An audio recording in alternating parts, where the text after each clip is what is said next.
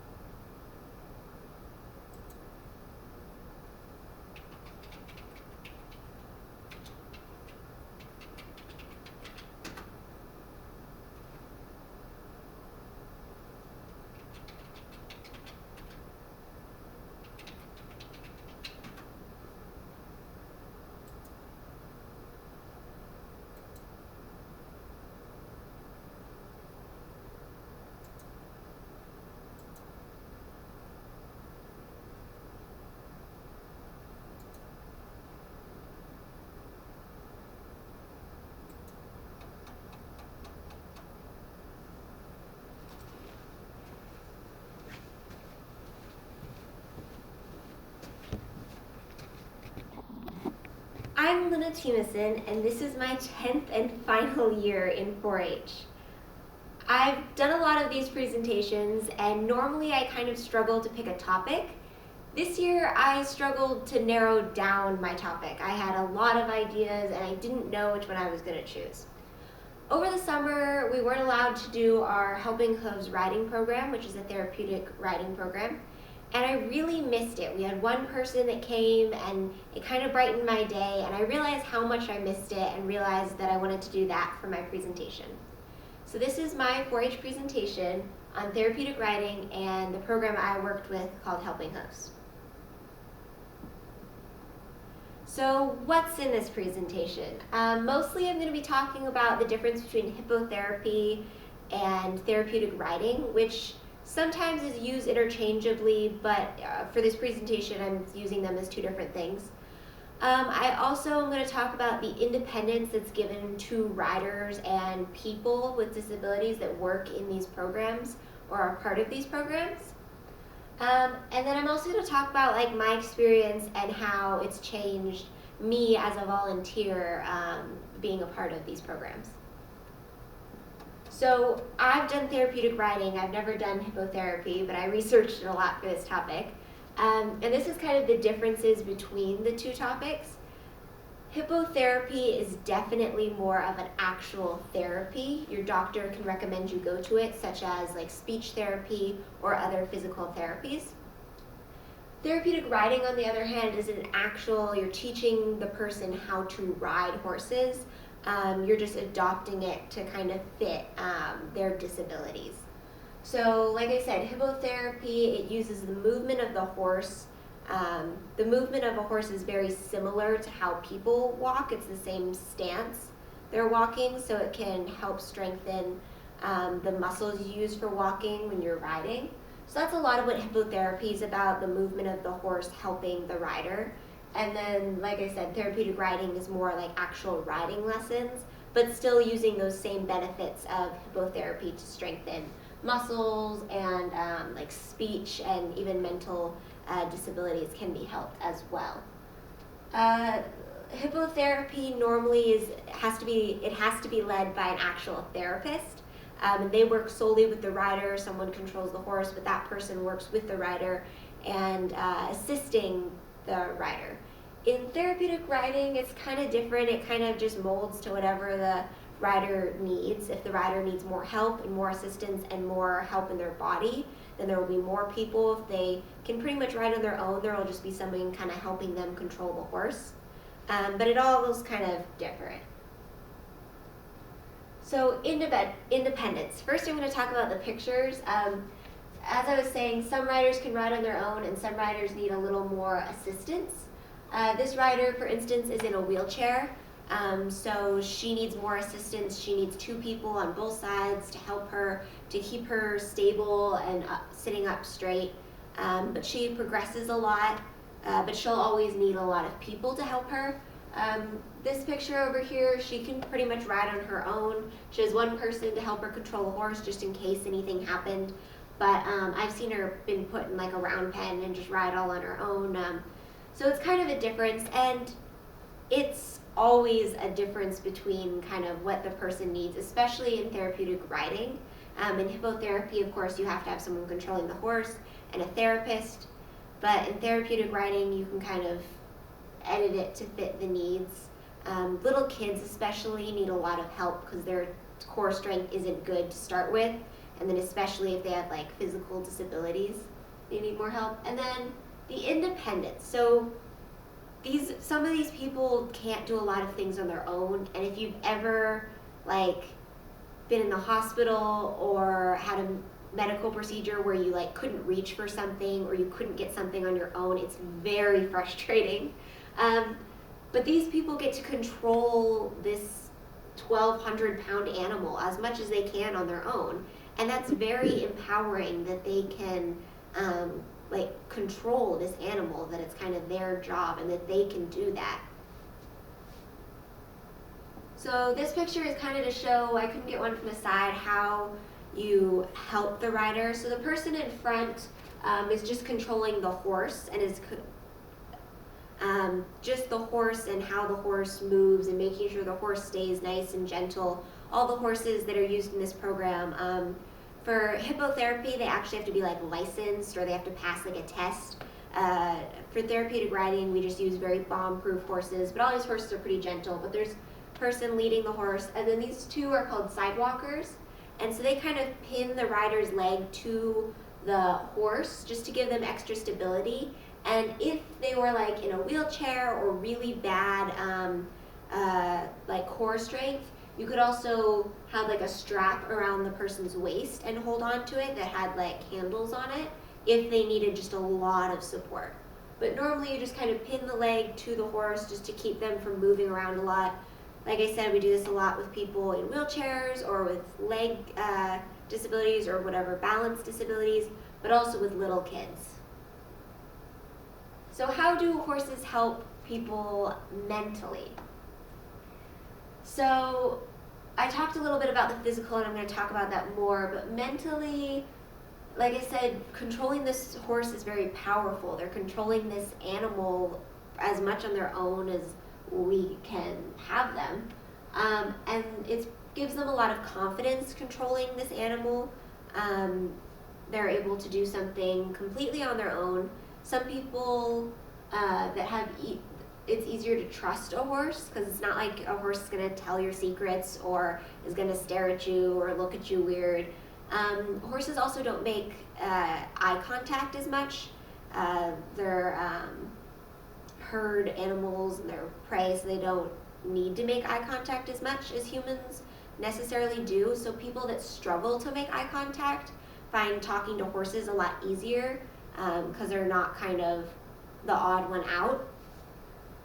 And horses listen. They're very, especially the horses in this program that are very bomb-proof, they kind of listen to the rider and read off of the rider's social cues, and then also like body cues and voice cues. So they're always listening and kind of looking for what the rider wants to do next and what the rider is going to ask them to do, which is very attentive.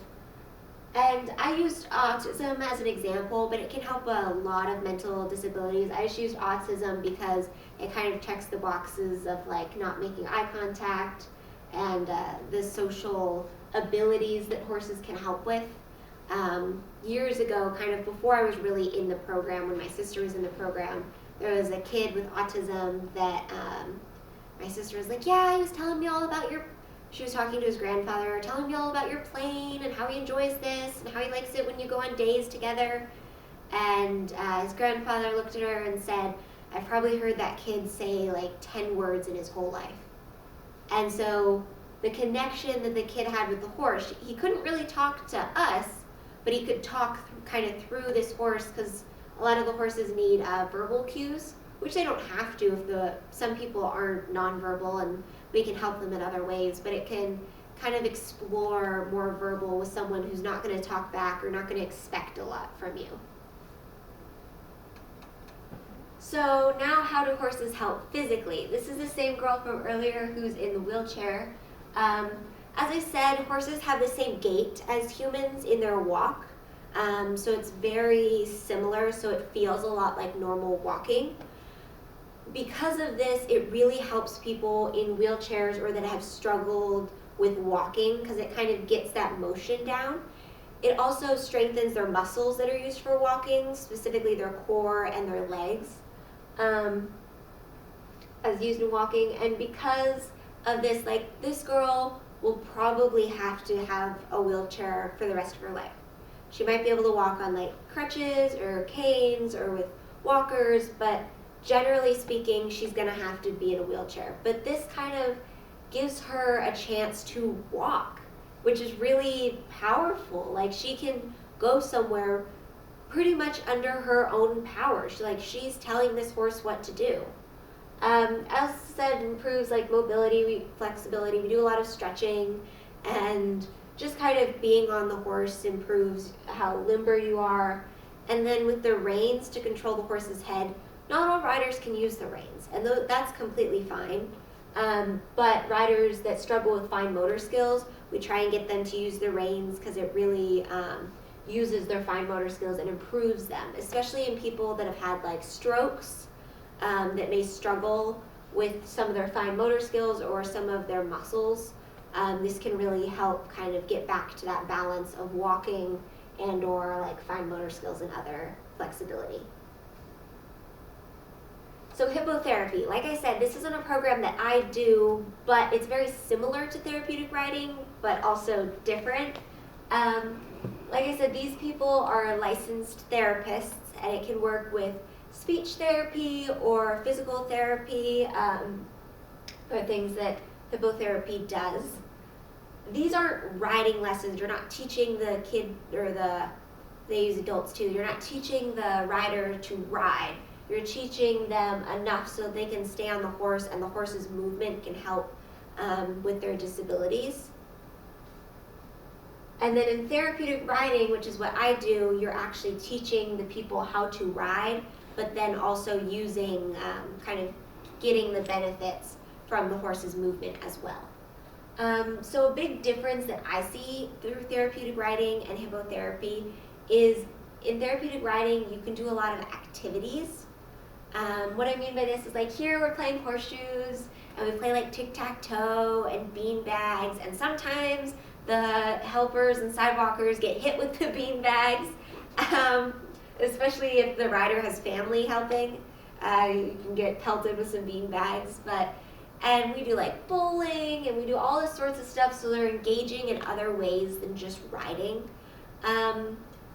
Which isn't something hippotherapy really does, but I like that we can branch out with therapeutic riding.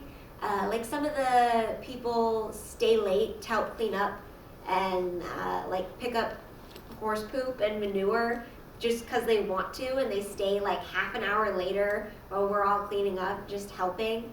And some come early and brush the horses, and sometimes this rider specifically, he is pretty big, so some of the horses he can't ride, and he actually enjoys riding, but he really likes showmanship, which is leading your horse from the ground. So we do a lot of showmanship with him, and he learns like patterns and how to walk properly next to the horse and how to help out. And so that's a different thing other than riding, but it's still helping him like mentally and then also like physically move with this horse and kind of learning off of another animal and still getting that connection that you see when in the riding, just in a different way. And so I like that we can branch out to these other activities and educational parts. Some of the little kids really like learning like parts of the horse and like saddle parts. And so it's really cool to be able to do more than just riding. So in conclusion, this program changes the lives of the people in the program. It helps them physically and mentally with all sorts of symptoms of disabilities. But I would also say that it changes the life of volunteers too. I've been doing this for the last 10 years. I've probably been doing this for the last like 7 year round in the winter as well. And I kind of didn't realize when I started, it was just kind of something my leader got me involved in, and she kind of got everyone involved in because she runs the program in the summer. Just got everyone involved in it because she needed the helpers and the volunteers. And so I didn't really realize it until this past summer, which was the first time I wasn't a part of this program. And I really, really missed it. And I didn't realize how much I was going to miss it. And being able to cause a change in these people's lives, you kind of get caught up in just helping, like you're sidewalking and you're like taking care of the rider and listening to the rider and like helping, but you're just kind of walking around, and sometimes you kind of get into this mode of walking around in circles. So we try and do games and stuff to mix that up. But you kind of just get like you're helping, but you don't realize kind of what an impact you have on others' lives until like you're not making that impact and you realize how much you miss it. Like I said, we had one boy, we couldn't do the program because of COVID, but we had one boy that came this summer, and he was born blind, and he rode a horse, and he could hear when it stepped through a puddle, and he could hear his mom when she would talk and come over to him, and he could tell you exactly how high a plane was flying, and I didn't even know that like a plane was overhead, but it was just really cool because I got to kind of see it change his life. And actually recently I saw a thank you letter that he wrote in like Braille, and I got kind of like emotional because it's just, you make such an impact in their lives, and you don't realize it kind of while you're making an impact until like after the fact. And it helps in other ways. It helps the rider, like I said, in speaking and mental and physical, but just the change you've made helps or impacts the volunteers as well in a way I kind of wasn't expecting. And then I did this project and like realized I wanted to do this project, and I kind of realized how much of a change it's made in my life. The girl in the wheelchair, she can no longer be in the program because she had some seizures, which is kind of dangerous if she were to have that on a horse. But a couple years after she left the program, I saw her walking with a cane, like with a walker.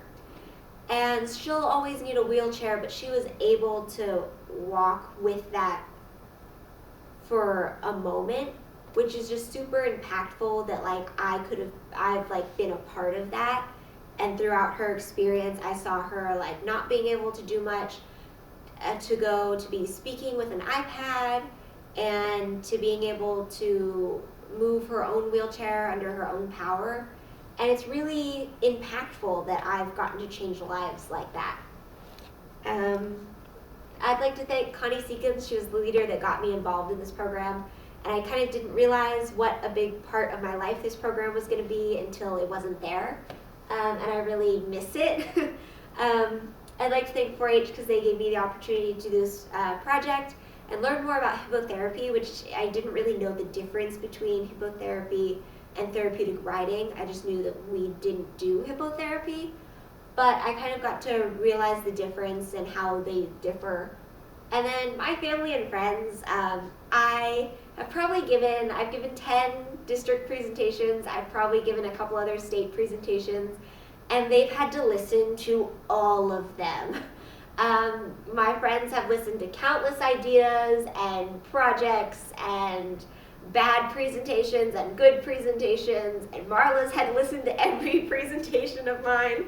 And I know it can be a lot, so I just thank like all of them for listening and continuing to show up to my presentations.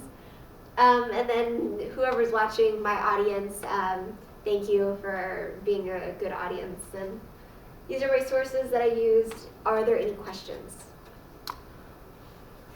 Okay, so what was the biggest thing that you ever experienced in watching an individual go through this program, do you think? The biggest like change? Yeah, the biggest change. I have two. I have the girl in the wheelchair, seeing her afterwards was cool too, but kind of while she was in the program, I watched her go, like I said, from not being able to move like under her own power and not being able to do a lot for herself, which is really frustrating, to being able like to communicate with me and being able to move her wheelchair on her own and just being able to like have more independence. And I thought that that was really cool to kind of see her independence grow. And maybe she didn't even realize kind of the change, but it was really impactful for me that she kind of to see such a change, because she had been with the program for years and I had worked with her for years, and just to kind of see her independence grow. And then a little girl who wasn't really into horses at the beginning, and that's fine. Sometimes we have kids that come once and the horses are not for them, it's overstimulating, and that's okay, and they can be helped in other ways that don't involve horses, and that's great. But I saw this little girl and she came and she did not want to get on the horse. She did not want to ride, it was scary, and she just kind of stayed with her parents, and she kind of pet the horse, which is kind of something like at therapeutic riding, we can do more activities. So she sometimes played games, and we had like stuffed animals that we would play and set on the horse, and she would grab them, and kind of involving with the horse. And then throughout the year, the session, I kind of watched her get more brave, and in the last session she rode the entire session, like 15 to 20 minutes maybe, with her parent right there, but kind of just seeing her adapt to something and then enjoy it as well. Like I said, the first time she screamed the whole time, and it was just overstimulating, and she just kind of got used to it and really enjoyed it, which was kind of nice. Like, she didn't like it at first, and then got more used to it and enjoyed it, and it helped her, and she like looked forward to going and riding, which was super cool. Cool. How often do you do the program? This program, when it was open, not because of COVID, but this was once a week, every Tuesday. I think there were 3 sessions, if I'm remembering correctly. A summer session, and then a winter session, and then there was kind of one squeezed in between. And yeah, so every week on Tuesday, and then we would take a break for Christmas and holidays and stuff, when it was really, really cold. Mm-hmm. Yeah, but Camp Laiwa let us use their indoor arena in the winter, so we were able to keep it going year-round. So like 10 years I've helped in the summer, but then I've helped year-round every Tuesday. Okay, a lot of time. How has this impacted your life? What do you see your future to be? This has impacted my life as in I miss it, but also my projected major for college next year is education, specifically elementary education, but I've also become really interested in special needs programs, and maybe double majoring in a special needs education program. And that's definitely something that's just been influenced by doing this and being a part of this and seeing people with special needs and being able to help them. And I really enjoy helping them and working with them. And it's definitely something that I'm considering for my major next year. Is there anything that you would want to, what would you say to anyone who was thinking about volunteering for a program like this? Volunteering for this program, when you first start, because of safety reasons, you can't be really involved in everything. If you're more horse savvy, you start helping in like tacking, and if you're more like people savvy, you might start helping with like games and stuff, or if you're younger, because they can't have people that don't know what they're doing, obviously helping these people right away. And it's kind of annoying when you see like other people helping and you're like, well, I want to do that, but I guess I'll just set up all these cones, you know? And so I would kind of recommend just stick with it, because once you're kind of a part of it, then like you're helping. Even if you're just setting up games, you're helping these people with disabilities or mental, or every time one of these people says thank you, like I helped this person and they're thanking me for help, for like coming out and kind of just volunteering and having fun. but they're thanking me because it's like a part of their life that it's changed and that it's helped in. And so just kind of stick with it. And even in the beginning, if you're not super interested in what you're doing, once you get a little more experience and a little more older, you're more involved. And then you can help train other people and you can help work with people and just kind of stick in it and don't take it for granted. Like I said, I very easily, you get in the habit of just helping and you're just volunteering and you're just kind of like, it's every Tuesday, it's just another thing. But it's really impactful and helpful, and it's kind of only something you realize how much you impact until you either see it, if you see the change afterwards, or when it's not there and you realize how much you miss it. Okay. All right, one other thing. When you were doing your presentation, you talked about a specific type of horse, a bomb-proof horse. What is that? A bomb-proof horse would be normally an older horse that's just really steady, stable, gentle, not gonna randomly spook at anything, not gonna spook when like a bee stings them, not gonna spook at loud noises, or sometimes the riders are unstable.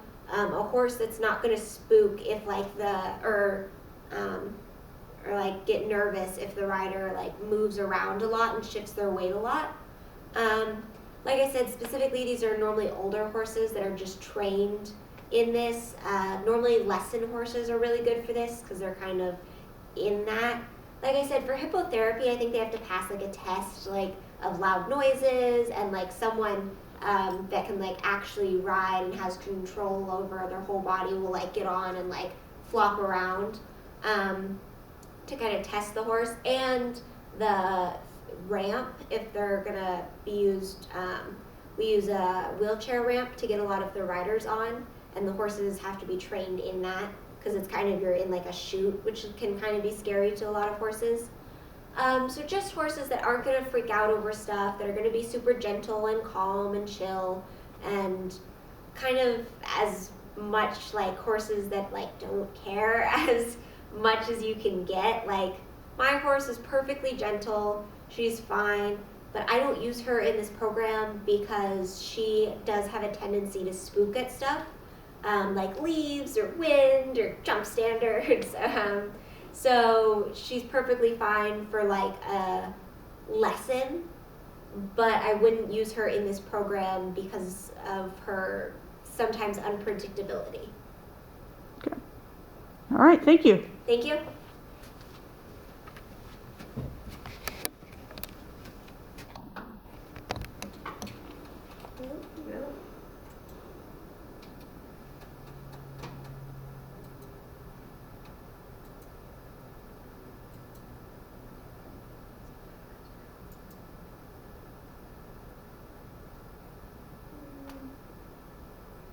That's okay.